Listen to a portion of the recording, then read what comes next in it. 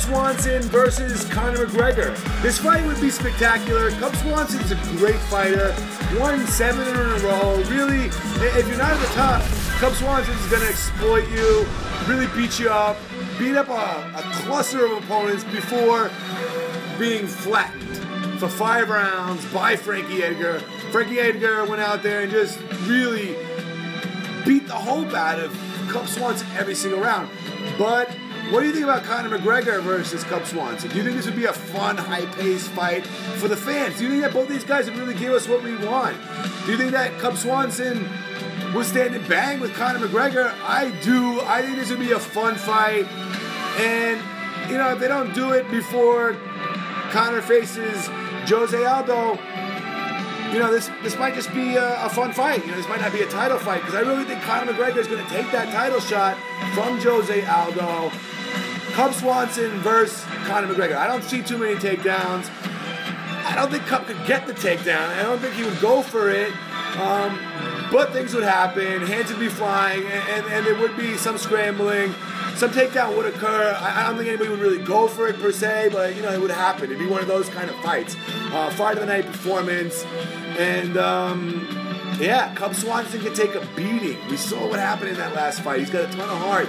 I don't think he would, you know, let Conor McGregor knock him out unless Conor McGregor really popped him. And that's what Conor McGregor does. 14 knockouts in his career. Been knocking out guys since back in Ireland, back in Cage Warriors. Had a ton of knockouts there. Knockouts with his elbows. Yeah, a lot of punches, and came off a knockout over there. Dana must have saw it. You know, Cage Warriors is pretty popular, and took in the show. And it's been history there, 4 in a row. Conor McGregor would beat Cub Swanson. He's got 14 knockouts, 3 or 4 in UFC. I think Cub Swanson would fall victim.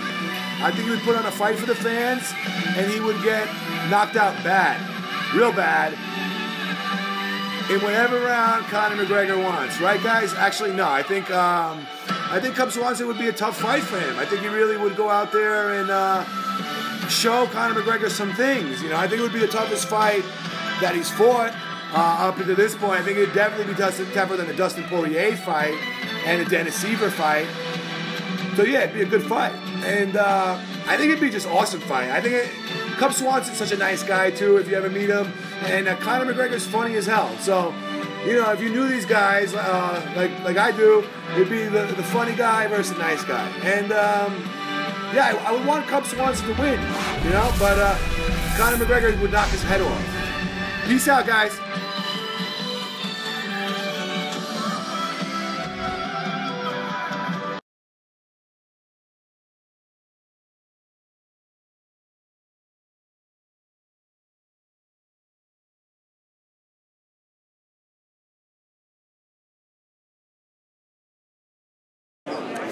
This is what you get rewarded. This is what the company wants. You know, you must show up, be a professional inside the octagon, a professional outside the octagon. This is what Lorenzo told me, and I feel it is correct. You know, so again, I'm a professional inside and I'm a professional outside. If they call, if something needs to be done, I execute it perfectly. Whether that is eliminate a human frame or show up and entertain the media, whatever it is, I am available. Yesterday on the Embedded episode that was just released, we saw somewhat of an interesting moment there between you and Dustin in the lobby at the MGM. The two of you weren't very far apart and he had left the room. What was it maybe that we didn't see on cameras that caused him to get so riled up? No, that was pretty much it. We were just looking at each other across the room. He said, I'm ready, and you could see panic in him. I could see panic in the young kid. He was twitching and fidgety, you know, whatever. Your words can say things, but your mouth and your body language and your eyes can never lie. And I sensed panic in the kid. I sensed fear. And then obviously I didn't see what he was saying outside. He was saying he had never hated or all this type of shit. That amuses me. I show no emotion. I have no emotion towards him, good or bad.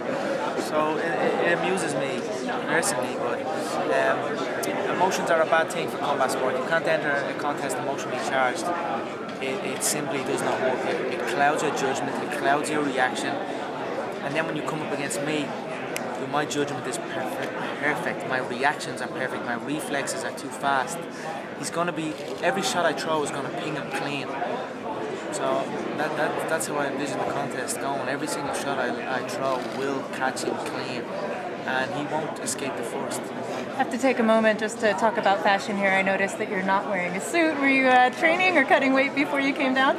You know, it's Thursday. We're obviously dieting, and it's getting into the smaller part. But Ariel asked me this question before. But as a person who gets his suits custom made from scratch, from the very fabric to fit my frame. Now my frame is a little bit smaller at this stage. So if I was to wear a suit that I have custom made, I would have what I call American style, that loose style where the sleeves come down to the knuckles, where the waist comes out here, and it's ridiculous looking. The way the Americans wear it, they haven't a clue about proper fitting.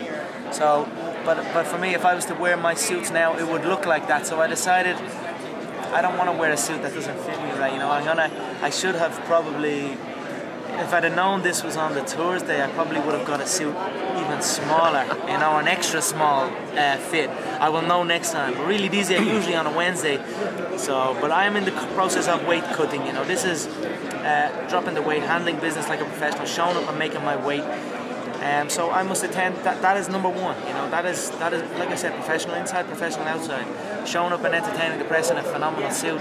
I enjoy that also, but showing up and making weight and impressing my employers and my coaches and handling business is more important to me.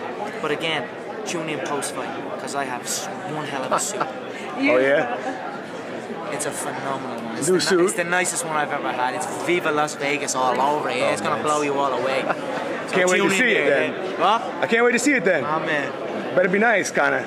Do you feel bad about calling this guy a p-head or anything like that? These are friendly insults to me, you know. In the Irish way, we greet each other with an insult. This is the way of the. This is the Irish way. Yeah, it's the way of the Irish. This is how we do things. It's just a. Plus, he has a small head. Again, facts. He has an unusually small head. Compare his head to my head, and it's half the size. Plus, it's bald, and he has a little goatee. It's weird looking. It looks like a little pig head. Do you think it might be hard? The fact. But it's all friendly games to me at the end of the day. Unfortunately, he can't. You think it might be hard to hit his small head? Might been a doubt. I mean, this is a curious card because it seems like that main event over right there, that's maybe like the 5th or 6th most compelling fight on this card. Yeah. What's the main event of this card? I mean, the main event is Mighty Mouse, the champion. I'm a big fan of Mighty Mouse. His movement is phenomenal. His technique is fluid. But the people are paying to see me, whether they want to see me. Yeah, the pay-per-view money, I believe that comes in from Conor. It's as simple as that. And again, those sweet numbers that I love so much, they never ever lie.